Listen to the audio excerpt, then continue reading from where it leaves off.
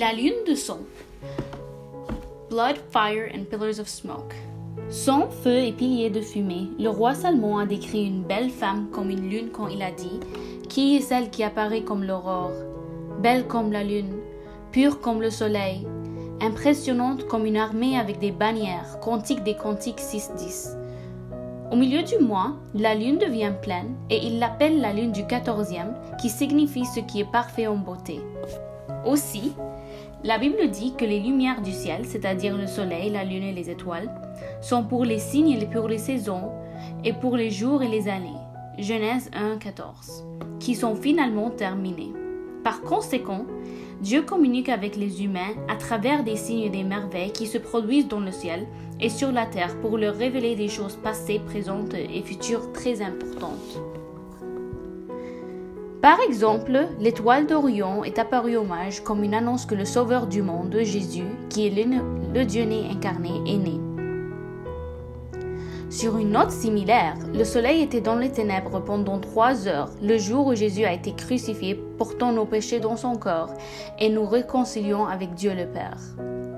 De plus, à l'avenir, pendant les 7 années de tribulation où la colère du Seigneur de la gloire sera déclarée sur le monde, le soleil s'assombrira et la lune deviendra sang. Ce serait un précurseur de la seconde venue du Seigneur Jésus.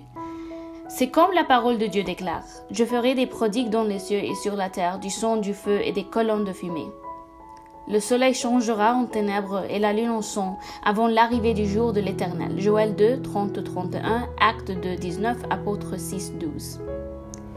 Maintenant, nous allons parler de 2 miracles. L'un vient des cieux, la lune de sang, et l'autre vient de la terre, du sang, du feu et des colonnes de fumée. Premièrement, le miracle des cieux, la lune de sang.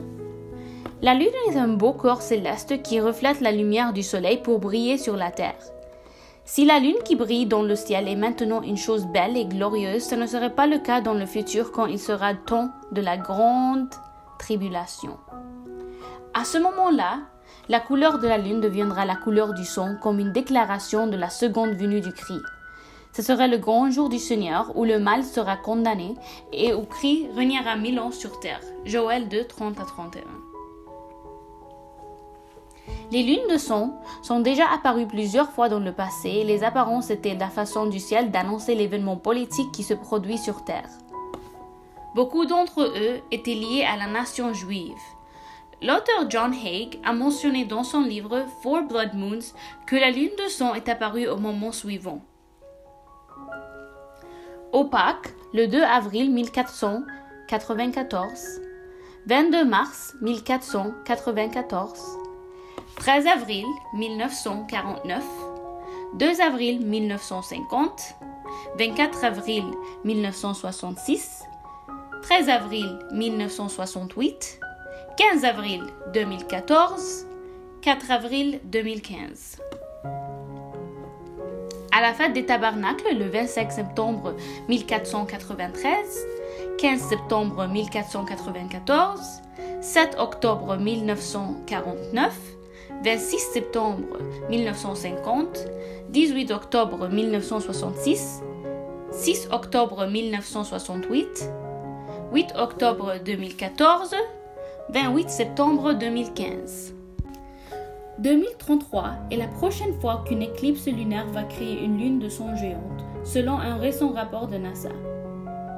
Si à ce moment-là, le monde traverse les 7 années de grande tribulation, cela pourrait être un signe pour la seconde venue du Christ. Dans ce contexte, les paroles du Seigneur Jésus aux pharisiens dans l'évangile de Matthieu devraient être rappelées. Hypocrite, vous savez discerner la face du ciel, mais vous ne pouvez discerner les signes des temps. Matthieu 16.3. Jésus a aussi dit, mais de ce jour et de cette heure, personne ne le sait, pas même les anges du ciel, mais seulement mon Père. Matthieu 24.36.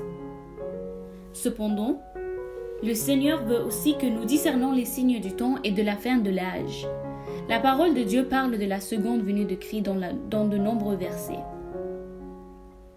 Cependant, la parole de Dieu ne parle pas beaucoup de l'enlèvement puisque c'était un secret comme l'apôtre Paul a dit « Je vous dis un mystère. Nous ne dormirons pas tous, mais nous serons tous changés, dans un instant, en un clin d'œil, à la dernière trompette. Car la trompette sonnera, et les morts ressusciteront incorruptibles, et nous serons changés. 1 Corinthiens 15, 51, 52. Cela signifie que l'Église ne traversera pas les années de la grande tribulation parce qu'elle sera prise dans les nuages comme nous le dit la parole de Dieu. Car le Seigneur lui-même a un signal donné, à la voix d'un archange et au son de la trompette de Dieu descendra du ciel, et les morts en cri ressusciteront premièrement, ensuite nous les vivants qui serons restés, nous serons tous ensemble enlevés avec eux sur des nuées à la rencontre du Seigneur dans les airs, et nous serons toujours avec le Seigneur. 1 Thessaloniciens 4, 16 à 17. Cette pensée continue dans l'Apocalypse. Parce que tu as gardé mon commandement de préserver, je te garderai aussi de l'heure d'épreuve qui viendra sur le monde entier pour éprouver ceux qui habitent sur la terre. Apocalypse 3, 10.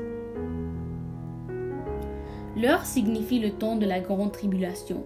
Dans 1 Thessaloniciens 1, 10, l'apôtre Paul dit « Et pour attendre son Fils du ciel, qu'il a ressuscité des morts, même Jésus qui nous délivre de la colère à venir. » qui signifie la grande tribulation. À partir de là, nous comprenons que l'Église ne traversera pas les années de la grande tribulation parce qu'elle sera prise dans les nuages. Note, l'enlèvement se produira d'abord, puis la grande tribulation. La grande tribulation durera 7 ans et sera suivie par le règne millénaire de Christ dans lequel il jugera le mal et régnera pendant 1000 ans. Deuxième, la merveille de la terre. Son, feu et piliers de fumée. Les signes et les merveilles terrestres du son, du feu et des colonnes de fumée peuvent ébranler le monde dans toutes les parties de la terre, financière, sanitaire, psychologique et mentale. Le son vient du meurtre et il vole le monde de paix. Apôtre 6.4. Le feu peut perturber et évacuer des villes entières. Tel a été le cas en mai 2016 à Fort McMurray en Alberta, où les pompiers ont fait de leur mieux pour éteindre un incendie, mais sans succès. La ville entière a été évacuée et la plus grande partie a brûlé. La fumée s'éleva dans les nuages, à tel point qu'elle empêcha les passants de passer. D'autres exemples incluent l'incendie qui a éclaté en juin 2017 en Colombie-Britannique, ainsi que ceux en Californie en juillet et octobre 2017. Ces incendies ont été causés par le foudre et la sécheresse.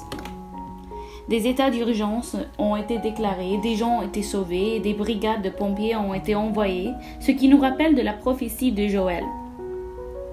Je montrerai des prodiges dans les cieux et sur la terre, le son et le feu et les colonnes de fumée. Bien-aimés, l'apparition des lunes de son, les feux et la détresse des nations se réfèrent à la fin prochaine des 7 années de la grande tribulation. Cette tribulation sera périlleuse, car pendant ce temps, les gens demanderont la mort et ne la trouveront pas, accomplissant la prophétie de l'Apocalypse sur l'ouverture du 6e sceau. L'ouverture du 6e sceau sera accompagnée d'un grand tremblement de terre, le noircissement du soleil et la rotation de la lune en son. Et les rois de la terre, les grands hommes, les hommes riches, les commandants, les puissants, les hommes, chaque esclave et chaque homme libre se cachèrent dans les cavernes et dans les rochers des montagnes et dirent aux montagnes et aux rochers, « Tombez sur nous et cachez-nous de la face de celui qui est assis sur le trône et de la colère de l'agneau, car le grand jour de sa colère est venu et qui peut subsister ?» Apocalypse 6, 15 à 17. Alors, sois prudent, mon cher ami. À quoi cela sert-il à un homme s'il gagne le monde entier et perd sa propre âme? Ou que donnera un homme en échange de son âme? Matthieu 16, 26 à 27. Le Seigneur Jésus vous offre la miséricorde et le pardon si vous gardez ses commandements. Croyez dans votre corps que Dieu l'a ressuscité des morts et confessez avec votre langue qu'il est le Seigneur. Il ne se souviendra plus de vos péchés et vous l'entendrez vous dire « J'ai effacé comme un épais nuage vos transgressions et comme un nuage vos péchés. » Essai 44, 22. Le Seigneur est plein de la compassion et pardon, les iniquités. Psaume 78, 38. Il ne nous a pas créés pour la colère, mais pour recevoir le salut par notre Seigneur Jésus-Christ. 1 Thessaloniciens 5, 9. Car Dieu a tant aimé le monde qu'il a donné son Fils unique afin que quiconque croit en lui ne périsse pas mais ait la vie éternelle. Jean 3, 16. Jésus vous aime et aspire à vous avec un cœur qui ne peut pas attendre. Veillez, soyez vigilants et priez, car ces signes arriveront. Vous ne savez pas quand Christ reviendra, si ce sera le soir, minuit, quand le coq chantera ou le matin. Ne soyez pas choqués par sa venue soudaine, même pendant que vous dormez. Marc 13, 36. Soyez prêts, sa venue est proche. Pouvez-vous lui dire de tout cœur, viens Seigneur Jésus?